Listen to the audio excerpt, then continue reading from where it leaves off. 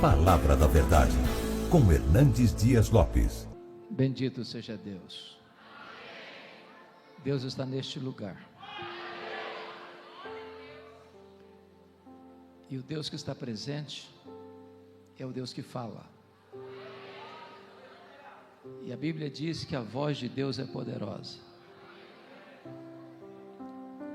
Obrigado, Vitor Hugo, pelo amável convite.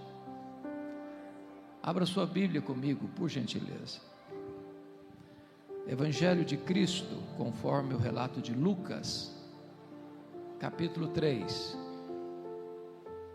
versos de 1 a 20.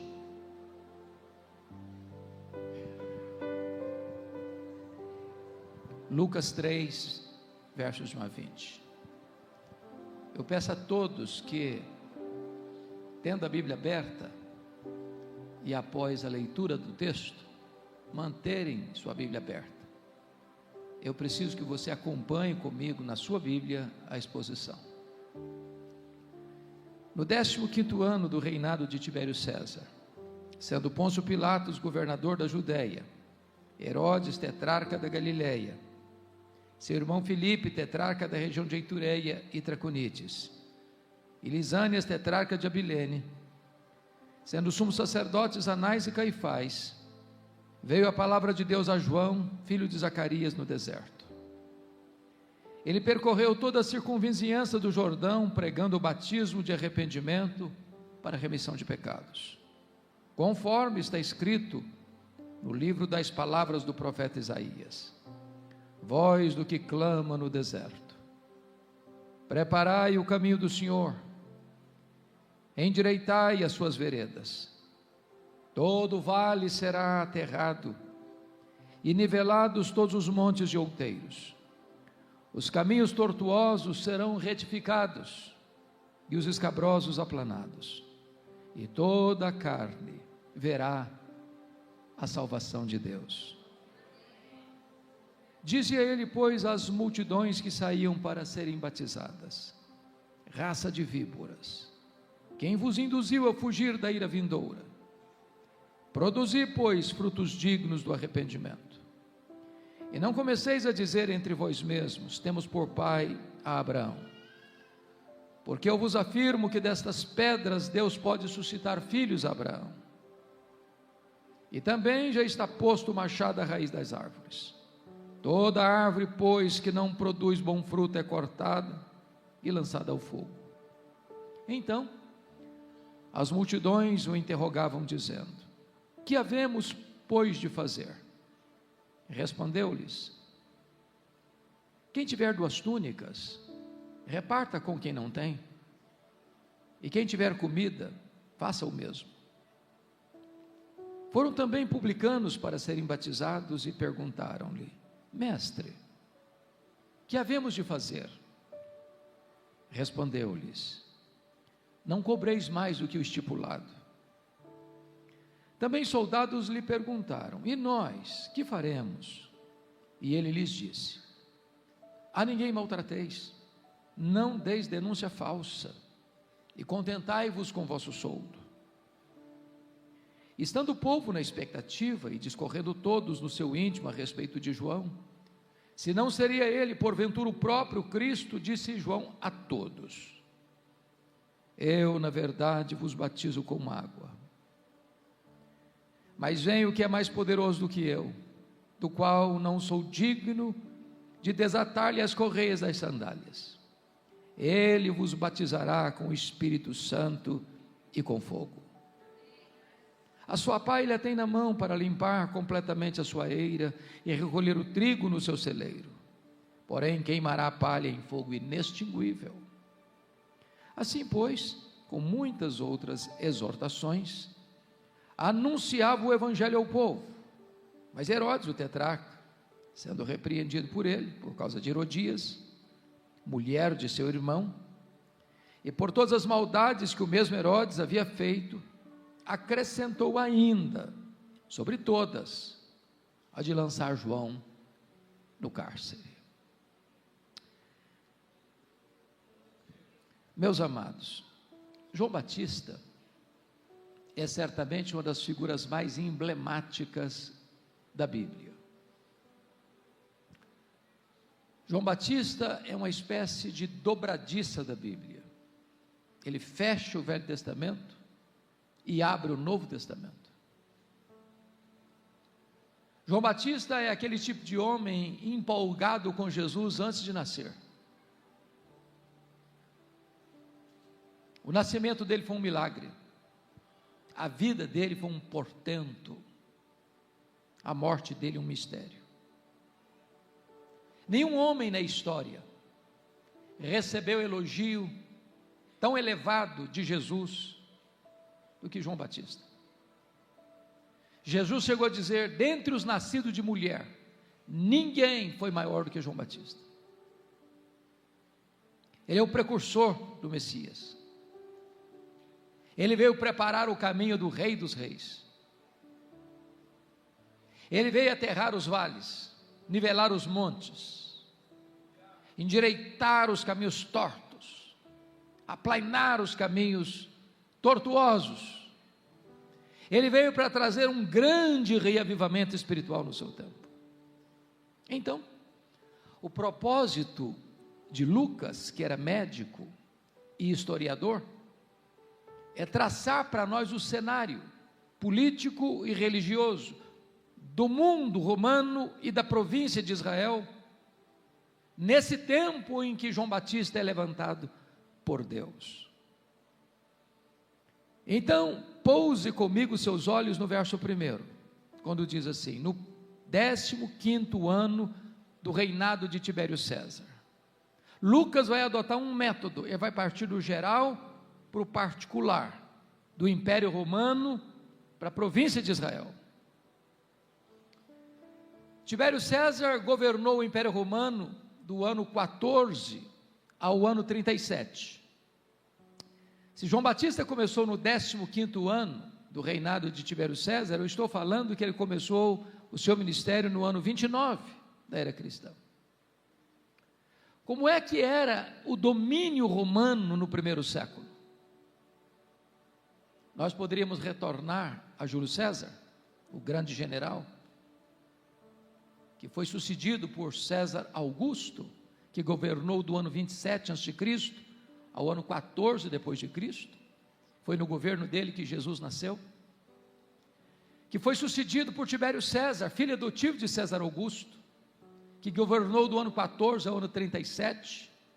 O imperador que dominou o mundo quando João Batista começou o seu ministério, quando Jesus morreu na cruz, quando Jesus pegou aquela moeda e perguntou: de quem é essa efígie? E respondia: de César. Está falando de Tibério César. Tibério César foi sucedido por Calígula ou Gaio, que governou do ano 37 ao ano 41 e foi assassinado. Que foi substituído por Cláudio, que governou do ano 41 ao ano 54, período em que houve uma grande fome no mundo e os judeus foram expulsos de Roma. Que foi sucedido por Nero, que governou de 54 a 68, tempo em que foi incendiada a capital do império, a cidade de Roma, que começa um verdadeiro massacre sobre a igreja, tempo em que foram martirizados o apóstolo Paulo e o apóstolo Pedro, que foi substituído por Vespasiano, que governa de 68 a 81, o imperador que inaugura o Coliseu Romano, aquele anfiteatro da morte, quando tantos cristãos foram jogados às feras, que foi sucedido por Domiciano, que governou do ano 81 ao ano 96, quando o apóstolo João é deportado para a ilha de Patmos, uma colônia penal, onde escreveu o livro de Apocalipse. Esse breve relato que eu estou fazendo é para retratar um fato apenas. Esse tempo do primeiro século, em que João Batista é levantado, é um tempo de truculência política, de perseguição religiosa, de massacre dos cristãos. Talvez você pergunte: bom, mas e como é que estava a província de Israel, onde João morava? Qual era o contexto político desse tempo? Prossiga a leitura do verso 1 comigo. Sendo Pôncio Pilatos governador da Judéia, Herodes tetrarca da Galileia, seu irmão Filipe tetrarca da região de Itureia e Traconites, e Lisânias tetrarca de Abilene. Eu preciso da sua paciência e da sua atenção para trazer esse cenário à tona, porque se vocês perceberam, tem algo estranho aqui no verso 1. Nós estamos falando de 3 filhos de Herodes, o grande, mas tem uma ave estranha no ninho do rei. O primeiro nome que aparece não é da família herodiana. O primeiro nome que aparece é um governador romano, Pôncio Pilatos. Como é que ele foi parar aqui? Como é que caiu de paraquedas aqui? Então eu vou precisar retroceder na história, porque entendo que isso é fundamental para você entender o ministério de João Batista. E eu quero começar lá com o final do Antigo Testamento.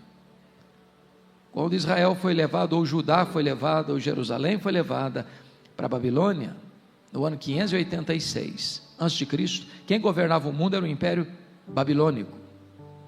Quando o povo retornou 70 anos depois para Israel, quem governava o mundo era um outro império, o Império Medo-Persa.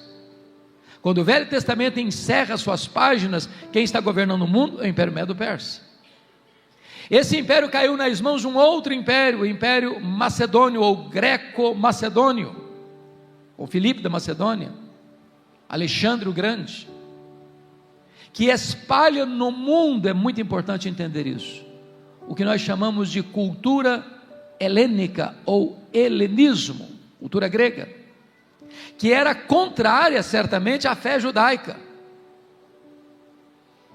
Espalhou-se nesse tempo uma língua mundial ou universal, como se fosse o inglês de hoje, a língua grega. Com a morte de Alexandre o Grande, precocemente, aos 33 anos de idade, o seu vasto império foi repartido entre 4 generais. Israel ficou ora sob o domínio dos Ptolomeus do Egito, ora sob o domínio dos Seleucidas da Síria. Quando então um rei Seleucida, sírio, chamado Antíoco IV, profana o templo de Jerusalém, o segundo templo, sacrificando uma porca no altar do templo, o sacerdote Matatias e o seu filho Judas Matatias entram nessa guerra, ganham essa guerra, libertam Israel do poder estrangeiro e inauguram um governo de uma família asmoneia. Porém, no ano 63 a.C., Pompeu conquista esse território de Israel, agregando-o ao vasto e poderoso Império Romano. Israel, a partir de 63, então passa a ser dominado por Roma. Pompeu nomeia um homem chamado Antípater como rei de Israel, e ao morrer, fica mais fácil entender agora, seu filho, chamado Herodes, nós chamamos de Herodes o Grande, passa a governar em todo Israel, por concessão de César Augusto e por concessão do Senado romano. Quem era esse Herodes? O pai desses meninos aqui do verso 1. É preciso entender isso. Este homem era um grande gestor, não podemos negar isso. Tudo que tem grande ou tinha grande em Israel foi ele que fez. Por exemplo, foi ele que ampliou e embelezou o templo de Jerusalém, tornando-o mais belo e mais amplo do que o templo de Salomão. Foi ele quem construiu o porto de Cesareia, abrindo o comércio para o mundo e facilitando as viagens missionárias. Foi ele quem construiu a grande fortaleza de Massada, às margens do Mar Morto, para onde fugiram 3.000 judeus, quando Jerusalém foi tomada no ano 70. Mas esse homem tinha um problema. Ele tinha muito medo que alguém tomasse o poder das suas mãos. Para vocês terem uma ideia, quando ele assumiu o governo, o primeiro ato dele foi mandar matar mais da metade do sinédrio judaico, que era composto de 71 membros. Quer dizer, aqui quem manda sou eu. Ele casou-se 9 vezes. 9 vezes. Dessas muitas esposas, a preferida dele chamava-se Mariana, da nobreza. Logo que ele casou, a sogra dele, a mãe da Mariana, Dona Alexandra, pediu para ele nomear um sobrinho dela, Aristóbulo, de 17 anos, como sumo sacerdote. E ele nomeou, a religião já estava corrompida. O menino foi bem, carismático. Ele não titubeou, mandou matar o menino. A sogra, com medo dele, fugiu para o Egito, para ficar debaixo das asas de Cleópatra, e ele mandou seus emissários no Egito, e matou a sogra dele no Egito. Quando ele retorna,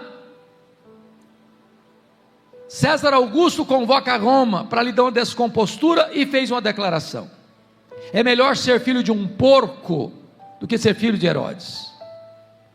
Mas como ele estava matando outros membros da família da Mariana, que eram da nobreza, antes de viajar para Roma, ele matou a esposa preferida dele, Mariana.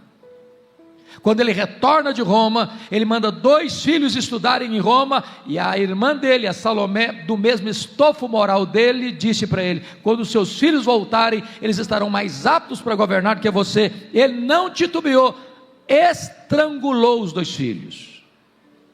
Quando ele estava para morrer, na estância mineral de Jericó, ele fez a Salomé, sua irmã, jurar para ele que no dia da morte dele, ela mandaria matar pelo menos um membro de cada família nobre de Jerusalém, porque queria ter sangue e lágrimas no seu funeral. Esse relato, pastor Vitor Hugo, me ajuda a entender um versículo da Bíblia que eu nunca tinha entendido, mesmo depois de longos anos de pastorado, não entendia. Eu não entendia Mateus 2, quando diz que os magos vieram do Oriente, chegando em Jerusalém, fizeram uma pergunta: onde está o recém-nascido rei dos judeus? Vimos a sua estrela no Oriente e viemos para adorá-lo. E diz o texto que Herodes se alarmou, e com ele toda Jerusalém. Mas como um rei se alarma com uma pergunta dessa? Como é que uma cidade fica inquieta, desassossegada com uma pergunta dessa?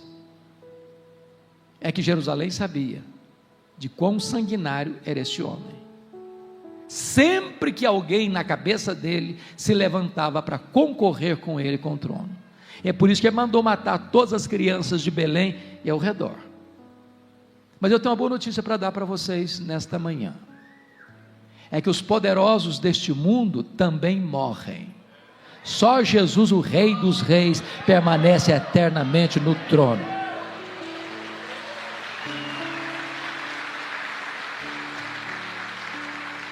Herodes morreu. Quando ele morreu, todo o reino dele, que cobria todo o território de Israel, foi repartido em 4 partes. Nós chamamos isso de tetrarquia.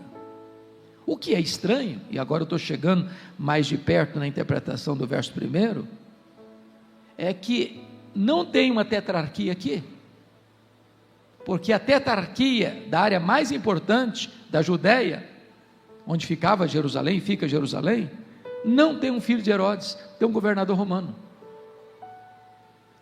O que aconteceu? Você só consegue interpretar Lucas 3:1 à luz de Mateus 2:22, porque lá em Mateus 2:22 diz que quem recebe a tetrarquia da Judéia é o filho dele, Arquelau. Bom, mas cadê o Arquelau? O que aconteceu com Arquelau? Por que ele saiu do mapa e entrou no lugar dele um governador romano? É que o Arquelau foi pior do que o pai, e os judeus então gritaram: tira esse homem do poder, tira esse homem do poder, tira esse homem do poder, bota um governador romano aqui. Notem que Israel não era governado por um governador romano, mas por uma família herodiana, a família edomita. E então Roma, mais do que depressa, tira o Arquelau do poder e põe dentro de Jerusalém o seu pé e nomeia um governador romano. Pilatos não é o primeiro, é o 5º. Bom, Então vou fazer uma perguntinha agora para entender o contexto da província. Esse time que está aqui no verso 1 era gente boa? Pilatos era gente boa? Herodes, Antipas, aquele cara que mandou matar o João Batista e zombou de Jesus, era gente boa? Os filhos de Herodes eram gente boa? E a resposta é um sonoro não. Se o contexto político do império estava muito cinzento, aqui na província era pior ainda. Bom, talvez você agora faça uma outra pergunta. Bom, quem sabe a religião seja o porto seguro. Quem sabe a religião possa ser a porta da esperança do povo oprimido. Mas como é que estava a religião? Veja o verso 2 comigo. Sendo sumos sacerdotes, Anás e Caifás. O que você achou de estranho aqui? Só tinha um sumo sacerdote. Aqui tem dois. A religião já estava corrompida. Do ano 14 a.C. ao ano 28 depois de Cristo, ocuparam essa posição 28 pessoas. Era o cargo mais elevado da religião judaica. O sumo sacerdote era o presidente do sinédrio. Mas aquelas alturas era um cargo comprado a peso de ouro. O Anás já tinha sido deposto, ele era o sogro, o Caifás era o genro. O Anás já tinha sido deposto, mas ainda nos bastidores comandava. Diríamos nós hoje, uma linguagem nossa brasileira, é que o Anás era o sumo sacerdote de fato, e o genro dele, o Caifás, era o sumo sacerdote de direito. Tanto é verdade que quando Jesus foi interrogado, quando foi preso, quem o interroga não é Caifás, é Anás. Mas quem dá a canetada para mandá-lo ao governador é Caifás. Em outras palavras, irmãos, o cenário político do império estava ruim, o cenário político da província estava pior, o cenário religioso estava totalmente corrompido. E a pergunta é: meu Deus, tem esperança? Tem esperança? Você olha para o mundo hoje, irmãos, com uma agenda global anticristã, que persegue com fúria insana os valores cristãos. Você olha para o Brasil, com uma agenda tão contrária aos valores morais, e você pergunta: meu Deus, tem esperança? E eu quero dizer para você que quando você não vê no fim da linha uma luz lá no túnel, ou quando você olha e o cenário está todo cinzento, Deus é poderoso para entrar na história, para mudar o placar do jogo da história, para virar a mesa da história e criar um fato novo. Porque é nesse contexto que diz a Escritura que veio a palavra do Senhor a João, filho de Zacarias, no deserto. E aqui começa um grande avivamento, e aqui o caminho do Messias é preparado, e aqui o Filho de Deus entra na história para mudar a história, e para trazer salvação e esperança, e é por isso que você e eu estamos aqui nesta manhã. O que é curioso, é que a palavra de Deus veio a um homem estranho, e vestia roupa estranha, que se alimentava de uma comida estranha, que pregava num lugar estranho. Mas quando a palavra de Deus vem, não importa se numa grande cidade ou numa pequena cidade, não importa se numa grande catedral ou se numa igreja de chão batido, não importa se debaixo de uma árvore ou no deserto, quando a palavra de Deus vem, as multidões vão se ajuntar para ouvir a palavra de Deus. Sabem por quê, meus irmãos? Não é o lugar que faz o homem, é o homem quem faz o lugar. Como é que foi o ministério dele? Confira o verso 3 comigo. Ele percorreu toda a circunvizinhança do Jordão. Isso é uma agenda missionária. Isso aqui é pedagógico, isso aqui está ensinando para nós, igreja. Leia os profetas, leia o ministério de João, leia o ministério de Jesus. Leia sobre o ministério dos apóstolos, todos eles pregaram lá fora, onde as pessoas estavam. Hoje nós estamos sempre buscando pregar cá dentro, esperando que as pessoas venham ter conosco. Eles gastaram as solas dos sapatos, nós gastamos o assento dos bancos. A agenda da igreja é centrífuga para fora, nós estamos transformando a agenda da igreja em centrípeta para dentro. Se nós quisermos impactar o mundo, irmãos, nós temos que ir lá fora onde as pessoas estão.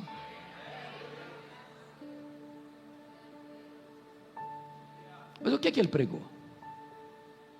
Tem 400 anos que ninguém escuta um sermão. Tem templo, tem música, tem festa, tem sacrifícios, mas não tem palavra de Deus. Depois de 400 anos de silêncio profético, veio a palavra de Deus a João. E quando a palavra de Deus veio a João, o que ele pregou? Batismo de arrependimento para remissão de pecados.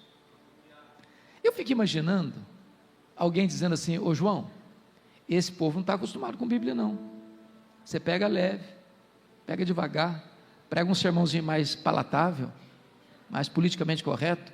Se você pregar um sermão muito denso, esse povo não vai aguentar não estão acostumados com Bíblia, você vai dar uma feijoada, é melhor começar com leitinho. Só que João não era um profeta da conveniência, João não era um alfaiate do efêmero, João era um escultor do eterno. Ele prega mostrando para as pessoas que, a não ser que haja uma mudança na vida delas, na mente, no coração, no caráter, na vida, na conduta, a não ser que haja arrependimento, não tem perdão de pecados.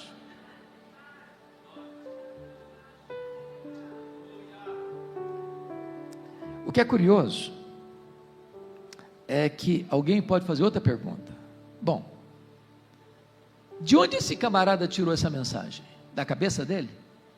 Ele criou essa mensagem? Ele inventou essa mensagem?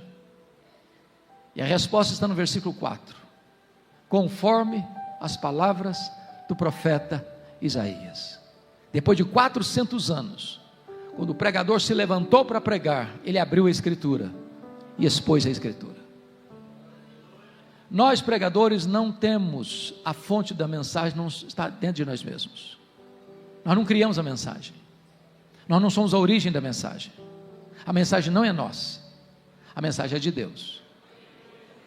O que temos a promessa que não volta vazia não é a palavra do pregador, é a palavra de Deus. O nosso papel não é criar a mensagem, é entregar a mensagem com fidelidade. A mensagem que João Batista está trazendo, irmãos, é absolutamente revolucionária. Não é uma mensagem agradável aos ouvidos, não é uma mensagem de não, está tudo bem com você, fique tranquilo, Deus é bom, vai dar tudo certo no final, não importa como é que você vive, no final vai dar tudo certo. Não, é uma mensagem 100% radical. Todo vale será aterrado, todo monte, todo outeiro vai ser aplanado, todo caminho torto vai ser endireitado, todo caminho escabroso vai ser aplanado. O resultado dessa profunda mudança é um avivamento poderoso, e toda a carne verá a salvação de Deus. O que vale? Vale uma cratera, um lugar sombrio, as áreas cavernosas da alma. Ele não está falando de topografia não, embora ele seja indicado para nós aqui no verso 5, como engenheiro de trânsito do reino de Deus. O que está escrito aí? Voz do que clama no deserto, preparai o caminho do Senhor.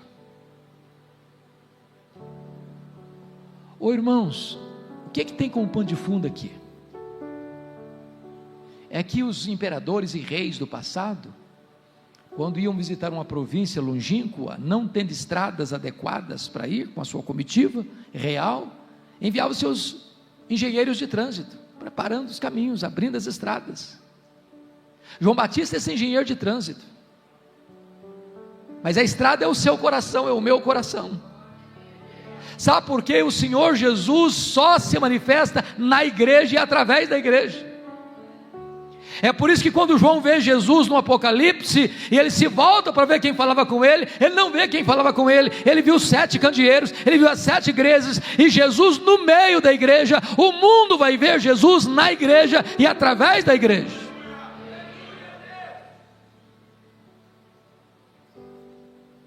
Eu entendo que essa expressão bíblica, preparai o caminho do Senhor, é exatamente o que nós chamamos hoje de avivamento. Eu tive o privilégio, pastor Vitor Hugo, de visitar a missão Quacis-Abantu, onde aconteceu um grande avivamento em 1966, entre os Zulus, na África do Sul. Aquele avivamento, irmãos, foi tão marcante que foi construído um templo numa fazenda para 15 mil pessoas, com 3 cultos por dia. Caravanas do mundo inteiro indo lá ver o que estava acontecendo. Cegos viram, tetraplégicos andaram. E eu tive a oportunidade de ouvir o testemunho da regente do coral, que ficou morta 17 horas. Ao ser levada para o cemitério, o Senhor a levantou da morte. Levamos ali uma caravana de 80 pessoas. E brasileiro é místico, por natureza. E muitos, eu acho que até eu também, pensamos, quem sabe a gente vai ver alguma coisa muito extraordinária, um milagre acontecendo diante dos nossos olhos. Confesso a vocês que nós não ouvimos em 15 dias nenhuma palavra sobre milagres. Milagre nunca foi o centro, a essência de um avivamento. Eles acontecem, mas eles não são o centro do avivamento. São evidência. Mas eu nunca vi um senso tão profundo da presença de Deus, de santidade. Parecia que você podia pegar Deus no ar. Eu nunca vi a cena que vi, porque criança é criança em qualquer lugar do mundo. Num culto, mais de 100 crianças, num lençol, prostrados com o rostinho no chão, clamando a Deus. Então perguntamos ao pastor Erlo Stiggen, que foi o instrumento que Deus usou naquele avivamento: o que é avivamento, pastor? Ele nos respondeu: avivamento é preparar o caminho do Senhor, para que Ele se manifeste. Vale fala de separação, de 2 montes, mágoas, ressentimentos, indiferença, frieza nos relacionamentos. Esses vales têm que ser enterrados. Monte fala de incredulidade, monte fala de soberba, de arrogância. Tem muita gente no reino de Deus, na igreja de Deus, de narizinho empinado, peito estufado, olhando os outros de tamanco alto, de cima para baixo. Caminho torto fala de vida dupla, de hipocrisia, de discursos sem vida. Caminho escabroso fala de alguma coisa que está fora do lugar, seja na sua vida pessoal, sexual, conjugal, relacional, espiritual. Enquanto essas coisas não forem tratadas, as chuvas serão retidas, o avivamento não vem. Eu acho que todos vocês estão impactados com o que está acontecendo em Asbury, no estado de Kentucky. Estava conversando com o pastor Vitor Hugo, que eu tenho estado em contato contínuo e direto com vários pastores, colegas meus, que foram lá ver o que estava acontecendo. O primeiro deles grande amigo, um homem muito culto, disse para mim: eu vou lá. Eu fui, mas fui um pouco cético. E quando ele chegou lá, ele foi profundamente tocado, impactado, dizendo para mim: olha, pastor, o que aconteceu aqui, está acontecendo aqui, não tem explicação, a não ser por uma poderosa intervenção de Deus. Nenhum cantor famoso, nenhum pregador famoso. Eu escutei ontem à noite o sermão que foi pregado, que deu o pontapé inicial, sermão simples, num dia comum da capela, sermão sobre o amor de Deus, o amor de uns aos outros, Romanos 12, de 3 em diante. Filas de 2 quilômetros, 3 quilômetros, temperatura abaixo de zero, crianças, homens, mulheres, velhos, sem uma murmuração, sem uma reclamação, um senso da presença de Deus na fila e lá dentro.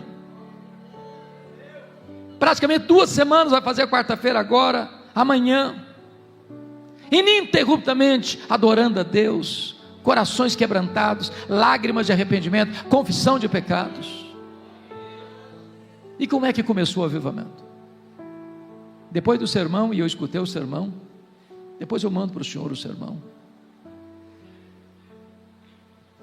O povo voltou para a sala de aula, e um estudante permaneceu na capela, dobrou os joelhos e começou a confessar os seus pecados, pecados horríveis, com medo de que alguém pudesse censurá-lo, rejeitá-lo, repudiá-lo.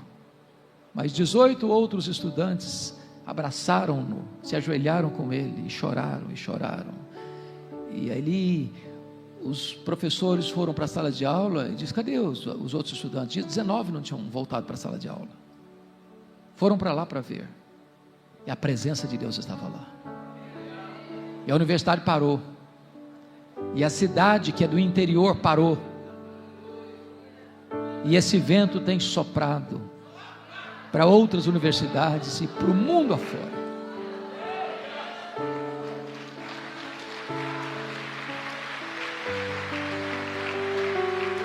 Nada planejado,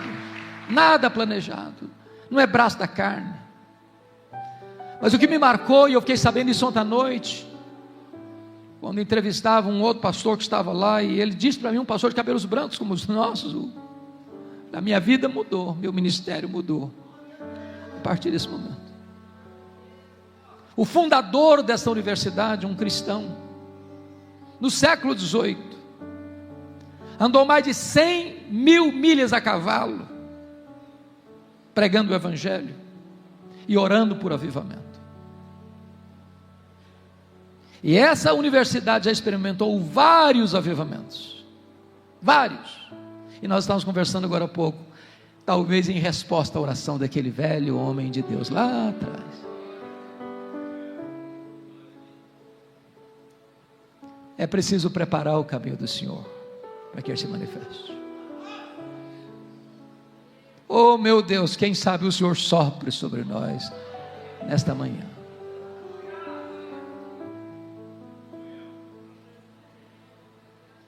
Deus é tremendo porque Ele não segue as nossas estruturas, Ele não fica dentro da nossa caixinha. A gente imagina que quando chegar um avivamento vai ter um pregador famoso, uma banda maravilhosa, um cantor maravilhoso, uma igreja. Deus começa numa capela de uma escola.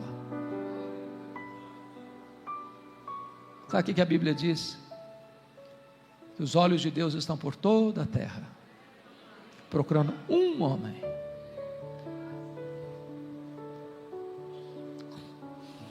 cujo coração seja totalmente dele.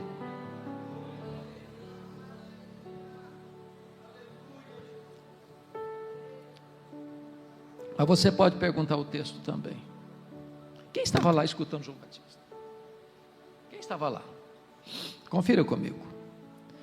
Versículo 10, 7 e 10 fala de multidões. Preste atenção que não é multidão, está no plural. Quem está escrevendo isso aqui não é um camarada que não conhece, ele é um médico, ele é um historiador.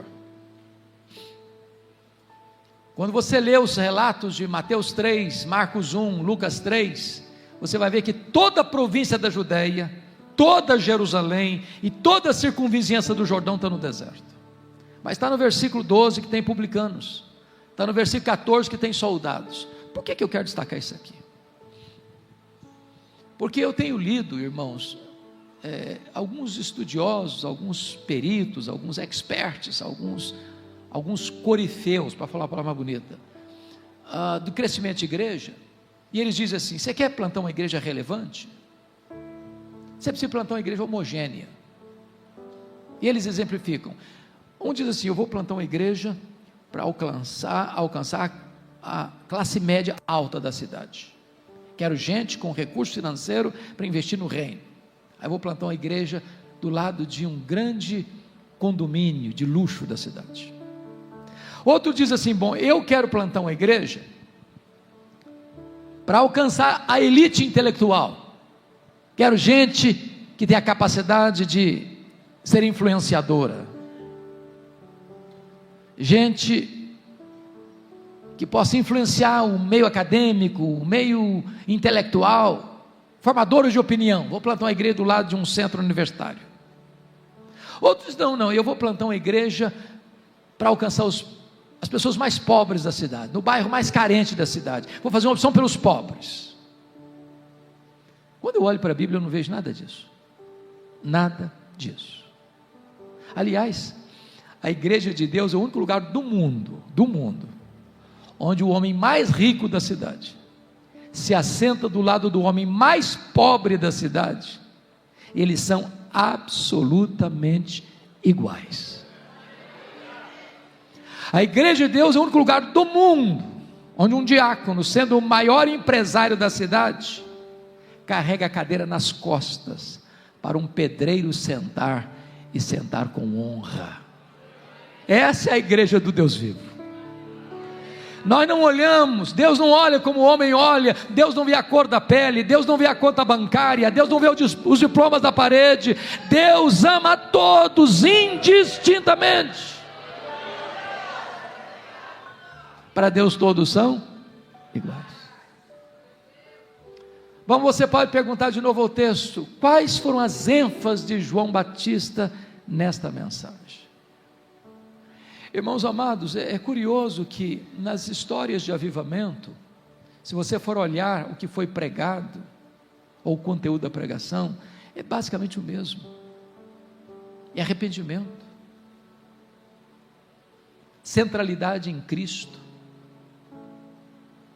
santidade, confissão de pecado. Não tem holofote para o homem, não tem nada para o homem achar que ele é o tal. É a glória de Deus que importa. E como nós já cantamos aqui, quando a glória de Deus chega, quando Deus vem, as outras coisas mais bonitas deste mundo se tornam esterco, como diz Paulo, diante da sublimidade do conhecimento de Cristo. Então, quais foram as ênfases da pregação de João Batista? Vamos ver, confira primeiro. Versículo 7, o perigo mortal da hipocrisia. Dizia-lhe, pois, às multidões que saíam para serem batizadas: raça de víboras. Meus irmãos, eu fico escandalizado com João. Que maneira mais insensível, mas que falta de polidez. Se o pastor Vitor Hugo for chamar o auditório aqui desse jeito, eu não sei o que vai acontecer. Talvez ele vai ficar sozinho. Por que ele está fazendo isso? Você só pode interpretar Lucas 3,7 à luz de Mateus 3,7. O que está lá? O que está lá? Está escrito lá em Mateus 3,7, é o texto paralelo, que quando João olha essas multidões vindo, ele vê no meio das multidões muitos fariseus e muitos saduceus. Então ele diz: raça de víboras. Eu não sei quanto a você, mas quando você lê os evangelhos e o livro de Atos, quase que dá urticária na gente quando fala de fariseu. Não sente não? Pensa num time complicado, que vivia com a lupa na mão, tentando descobrir o pecado dos outros. não olhavam para eles mesmos. Jesus os chamou de sepulcro caiado. Você sabe quando, dia 2 de novembro, dia dos finados aqui no Brasil, né? É muito comum, as pessoas vão lá no cemitério para pintar as catacumbas, né? Pinta tudo branquinho, de cal, né? Está caiada a sepultura, mas lá dentro está tudo podre. Aí Jesus vê esse time chegando, e diz: raça de víboras. Agora preste atenção no que eu vou lhes dizer. Esse time, irmão, surgiu quando, como e por quê? Os fariseus surgiram na história no período interbíblico. Para quê? Para recusar, rejeitar a cultura grega, a cultura helênica, que queria secularizar a igreja da época. Os fariseus surgiram como um grupo de reforma e reavivamento para preservar a sã doutrina e a piedade. Porém, com o tempo, os fariseus foram perdendo a essência, mas mantendo a forma. E Jesus os chamou de hipócritas, bonitos por fora, sujos por dentro. Mas também tem aí os saduceus. Quem são os saduceus?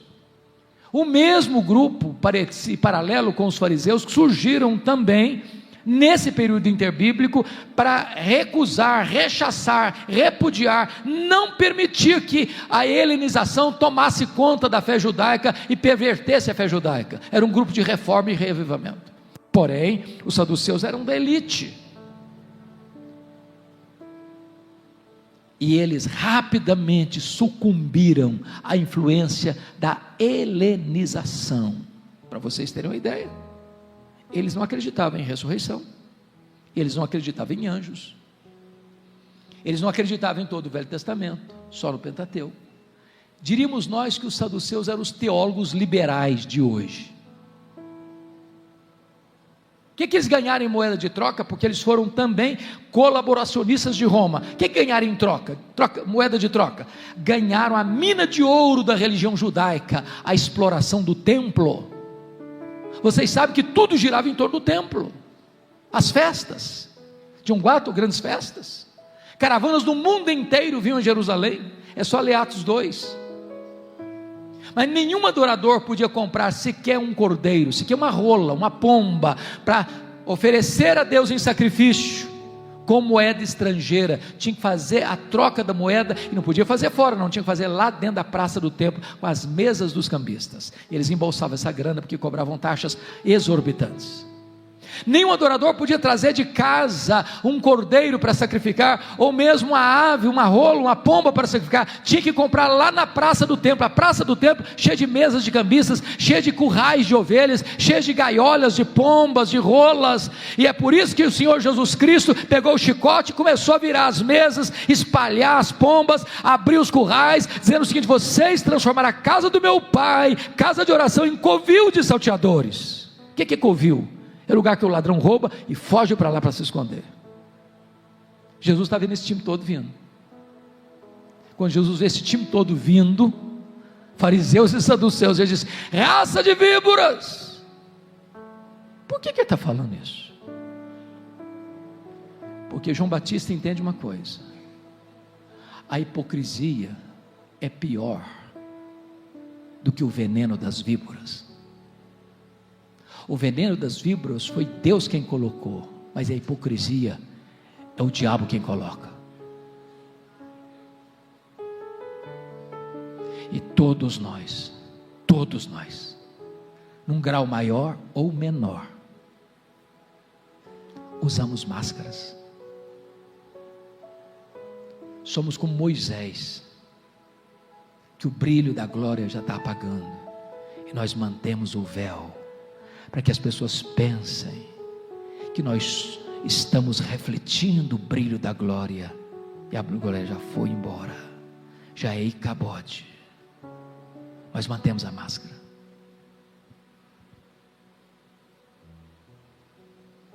Se você falar para mim hoje: pastor, eu nunca botei uma máscara, pois agora mesmo você acaba de afivelar a máscara da mentira. Avivamento é quando o meu pecado é confrontado. quando as máscaras caem.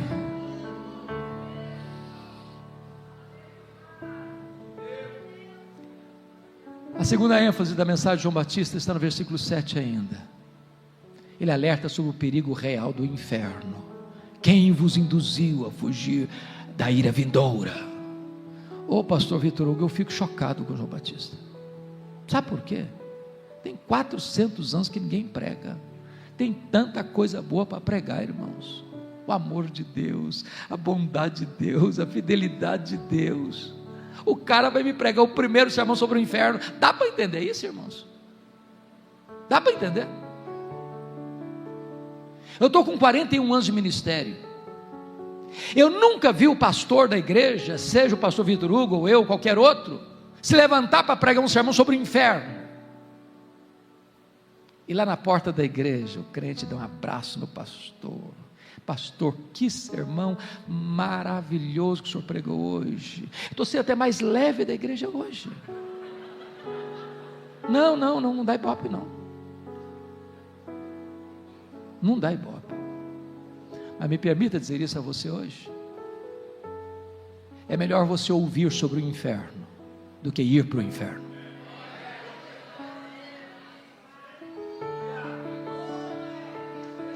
Arrependa-se enquanto é tempo.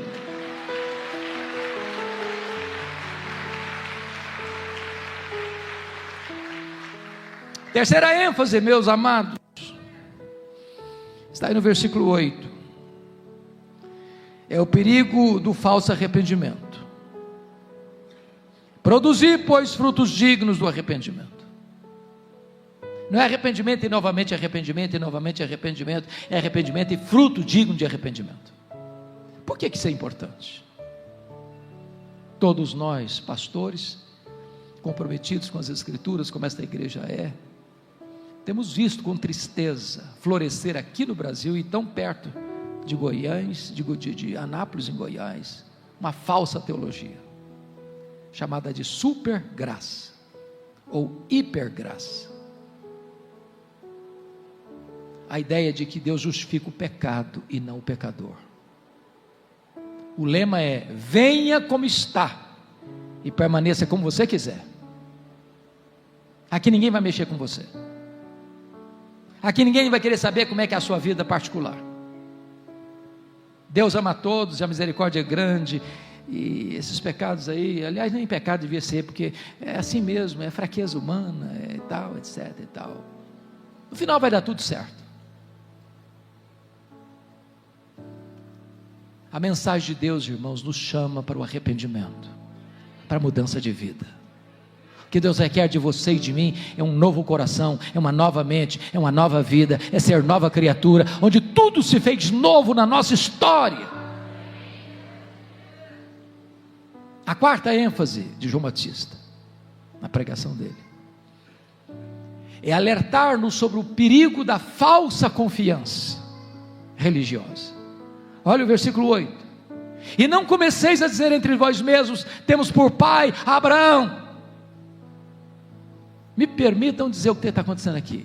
Sabe o que está acontecendo aqui?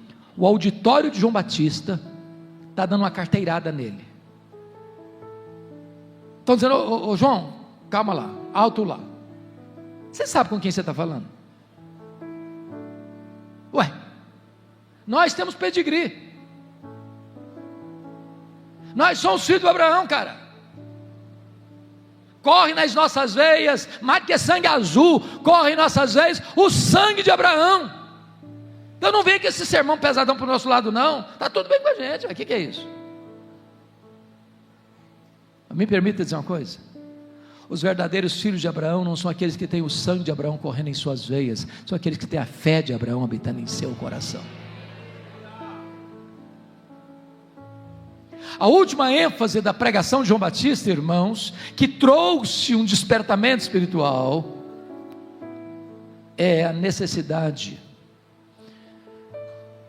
de dar frutos, ou o perigo de uma vida infrutífera. Veja comigo o verso 9: e também já está posto o machado à raiz das árvores. Toda árvore que não produz bom fruto é cortada e lançada no fogo. Você quer saber se um cara é crente mesmo? Não escute o que ele fala. veja o fruto que ele produz. Bom, mas você pode fazer outra pergunta ao texto. Esse tipo de pregação produz resultado? Vamos ver? Confira comigo em primeiro lugar, versículos 10 e 11. Quando as multidões estão escutando João Batista, isso é maravilhoso, porque em tempos de avivamento, o apelo não parte do pregador para o auditório, mas do auditório para o pregador. As multidões estão escutando João Batista, e quando essa mensagem com uma flecha atingidora, eles então, tomados de convicção de pecados, perguntam para João: o que nós vamos fazer com esse sermão seu, João, de arrependimento? O que nós vamos fazer? E João respondeu assim: quem tiver 2 túnicas, dê uma para quem não tem. Quem tiver comida, faça o mesmo. Sabe o que ele está dizendo? Você quer saber se o cara é crente mesmo? Veja se ele é generoso. Não combina crente pão duro, crente mão de vaca, crente avarento, crente suvina, crente egoísta. Irmãos, quando Jesus muda o nosso coração, aí o crente passa a ter o coração aberto, a mão aberta, o bolso aberto, a casa aberta. O crente é generoso.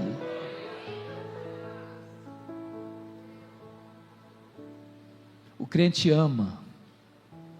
E o sermão que eu escutei, pastor Vitor, que precipitou esse avivamento em Esbury, foi esse: você precisa preferir o seu irmão em honra, colocar o seu irmão na sua frente em honra. Sabe o que significa isso? É amar não com palavras, mas de fato e de verdade. Agora me permita dizer outra coisa: generosidade não é arrependimento. Ninguém vai para o céu porque dá roupa, que dá comida para alguém. Generosidade é a evidência do verdadeiro arrependimento e não um substituto do verdadeiro arrependimento. Vamos ver o segundo resultado? Confira aí comigo, versos 12 e 13. Os publicanos estavam lá, os cobradores de impostos, e perguntaram assim para João: ô João, e nós? Aliás, chamaram João de nome bonito: mestre, e nós? E João respondeu para eles assim: não cobreis mais do que o estipulado. Você quer saber se o cara é crente mesmo? Veja se ele não passa a perna nos outros. Veja se ele é honesto nos seus negócios. Veja se ele não faz falcatrua para ganhar dinheiro ilícito, para encher o bolso de dinheiro mal adquirido. Veja se ele é confiável. O que eu estou falando aqui, meus irmãos, é de Receita Federal. Falando do leão. Roma na época não tinha a estrutura que se tem hoje para arrecadar impostos, tributos. O que Roma fazia? Roma fazia uma concessão para um indivíduo arrecadar os impostos daquela região, com o compromisso de repassar um valor devido para os cofres de Roma. Mas Roma não estava nem aí se esse cobrador de imposto cobrasse muito mais para embolsar a grana, o resto, num esquema de exploração. É por isso que os publicanos eram a raça mais odiada em Israel, porque eles oprimiam o povo com taxas abusivas, escandalosas, para se enriquecerem. Mas confira comigo em terceiro lugar o versículo 14. Os soldados também estavam lá escutando João Batista. Os soldados eram romanos, num território ocupado, e eles estão lá escutando João Batista com a arma, com a sua farda. E nós, João, o que vamos fazer? E ele respondeu: a ninguém maltrateis, não deis denúncia falsa, contentem com o salário de vocês. O que ele está querendo dizer com isso? Irmãos, tem muita gente que às vezes, do alto do seu posto de autoridade, fardado ou não, corre o risco de exorbitar na sua liderança e machucar gente, e oprimir pessoas, maltratar pessoas que tem um poder na mão. Não deis denúncia falsa. O que ele está querendo dizer? Preste atenção no que eu vou lhe dizer agora. Os soldados estavam mancomunados, conluiados com os cobradores de impostos para receberem propina. Então eu vou ilustrar. Alguém chegava na casa do Oséias. Falou: Oséias, eu vim dizer para você, cobrador de imposto, publicano, que o imposto que vai pagar esse ano é tanto. O Oséias dava um suspiro, falou: eu não posso pagar isso tudo. Pois é tanto. Mas se eu for pagar isso tudo, eu não vou nem comer, vai faltar coisa para minha família. O imposto é tanto, não discutia mais não, ia embora. Entrava o soldado romano: Oséias, você vai pagar tanto. Eu não posso pagar isso, ou você paga ou eu te denuncio. Ser denunciado por um soldado romano era botar a cabeça a prêmio. Parte dessa grana ia para o bolso do soldado. E esse time está lá escutando João Batista. E nós, João? Não maltrata ninguém não. Dê denúncia falsa não. Contente com o seu salário. Você quer saber se o cara é crente mesmo? Veja se ele não faz manobras, malabarismos, de esquemas, de propina, para ganhar dinheiro. Irmãos, a igreja evangélica brasileira precisa de um choque ético, porque o evangelho transforma o caráter, a vida, a empresa, a fábrica, a indústria, o comércio, a política.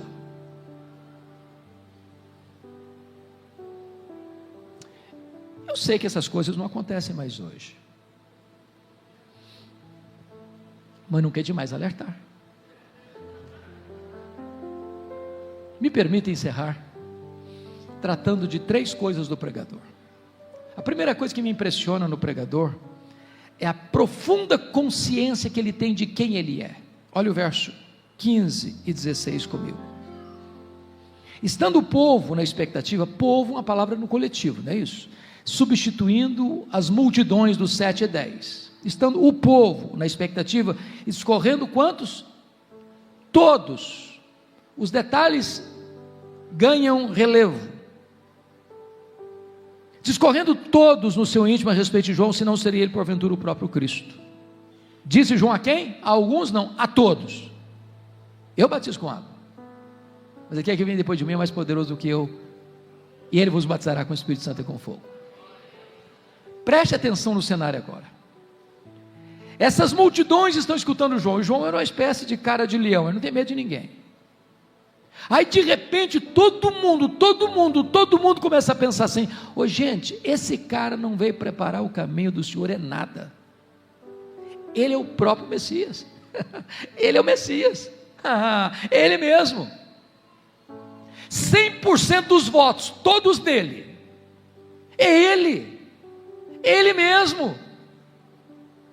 E essa cogitação de toda a multidão se transforma numa pergunta, e essa pergunta beija os ouvidos de João Batista com aquela voz aveludada do sibilo da serpente, e a pergunta é essa: ô João, porventura você não é o próprio Cristo? Olha a tentação aí, olha a tentativa de botar um homem no pedestal aí. Se João tivesse engolido a isca venenosa, ele podia pensar assim: bom gente, quer dizer, pensando bem, eu acho que eu sou um fenômeno. Uai, tem 400 anos que ninguém junta tanta gente. Se eu me declarar Messias aqui, o povo já tem do meu lado. Não, ele não engoliu a isca venenosa, não, ele foi categórico: eu não sou o Messias, eu vim preparar o caminho do Messias. Eu não sou o verbo, eu sou apenas uma voz que clama no deserto. Eu não sou a luz, eu aponto para Jesus e digo: este é a verdadeira luz que vindo ao mundo e ilumina todo homem.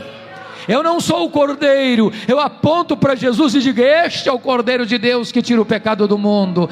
Eu não sou o noivo, eu sou apenas o amigo do noivo. Eu batizo com água, mas aquele que vem depois de mim é mais poderoso que eu, e ele vos batizará com o Espírito Santo e com fogo. Eu não sou o que é digno de me curvar, desatar as correias das suas sandálias. Eu tenho um lema de vida: convém que ele cresça e que eu diminua. O que João está nos mostrando aqui, irmãos, é a necessidade de dar toda a glória ao nome do Senhor, porque dele, por meio dele e para ele são todas as coisas. A segunda coisa é a consciência deste pregador de quão limitado ele é. Notinha de rodapé. Nós temos quantos pastores aqui? Levanta a mão os pastores do auditório. Nós temos vários pastores. Louvado seja Deus, louvado seja Deus. Meus amados, nós pastores precisamos sempre ter essa consciência que nós somos rigorosa e absolutamente limitados. Limitados. Versículo 16, olha aí. João diz: eu batizo com água, mas aquele que vem depois de mim é mais poderoso do que eu. Ele vos batizará com o Espírito Santo e com fogo.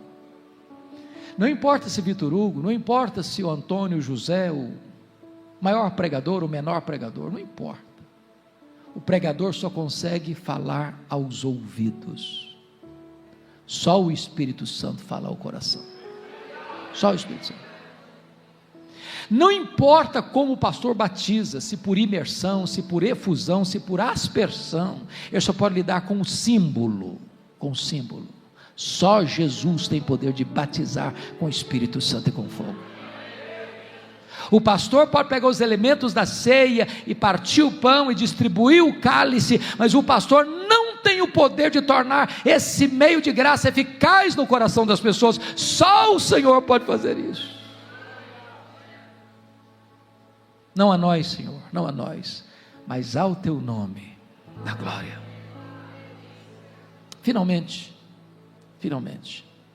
o pregador é corajoso. Veja o verso 19 e 20 comigo. Mas Herodes, o tetrarca, sendo repreendido por ele, por causa de Herodias, mulher de seu irmão, e por todas as maldades que o mesmo Herodes havia feito, acrescentou ainda sobre todas, a de lançar João no cárcere. Vamos entender isso aqui. Eu disse para vocês lá no começo, que o pai desse time aqui, pai desse Herodes aqui, Herodes o Grande, havia se casado 9 vezes, formando o que nós chamamos hoje de uma família disfuncional. Ele teve muitos filhos, com muitas mulheres. Desses muitos filhos, 4 deles receberam um poder político depois da morte dele: Arquelau, Herodes Antipas, Filipe, entenda-se Filipe II, e Lisânias. Mas existem muitos outros. Um dia, esse Herodes Antipas, tetrarca da Galileia, vai a Roma e visita o seu irmão Filipe I, que era casado com Herodias. Esse Herodes aqui, Antipas, também era casado com a filha do rei Aretas. E chegando lá em Roma, para visitar o seu irmão, ele se engraça com a cunhada dele, Herodias. Herodias, por sua vez, era filha de Aristóbulo, que era um dos outros filhos de Herodes o Grande. Portanto, a Herodias não era apenas cunhada dele, era também sobrinha dele. Então o pecado de Herodes foi de adultério e de incesto. A Herodias disse assim para ele: se você me prometer divorciar da sua mulher, filha do rei Aretas, eu largo o seu irmão, me caso com você. Ele topou. Agora pensa comigo na cena. Um dia o Herodes desembarca na Galileia com Herodias a tiracolo. O João Batista, que era cara de leão, não tinha medo de ninguém, botou o dedo na cara dele e disse: não te é lícito possuir a mulher do teu irmão. Ele sabia que estava mexendo num vespeiro, num ninho de cobras, e não deu outra. Foi odiado, foi preso. Preso aonde? Na masmorra de Maquerós. Onde fica Maquerós? Do lado do Mar Morto, 45 a 50 graus, todo dia. O maior homem dentre os nascidos de mulher. Mas João não pensa assim não, sabe? Ele prefere estar preso com a consciência livre, do que livre com a consciência presa. Um dia teve uma festa na casa do Herodes, aniversário dele, com seus convidados ilustres. Já estava chapado. bêbado. A filha de Herodias dança desenvoltamente na presença dele, e ele faz promessas mirabolantes, inconsequentes para a menina. E a menina, tão sagaz quanto a mãe, perguntou: mãe, o que é que eu peço? E a mãe era uma víbora, e disse: peça a cabeça de João Batista numa bandeja. Sai o carrasco lá da Galileia, vai lá no Mar Morto, tira o João Batista da prisão, bota a cabeça dele num cepo e tosa a cabeça dele. E agora a cabeça pingando sangue entra na festa como um bolo macabro, uma festa desastrosa. E o maior homem dentre os nascidos de mulher é degolado por ordem de um rei bêbado, de uma mulher adúltera, de um adolescente inconsequente. E você sai horrorizado dessa cena, chocado, perplexo. Que tragédia, que final inglório. Mas João Batista não pensava assim, não. É melhor perder a cabeça com honra do que mantê-la por uma mentira.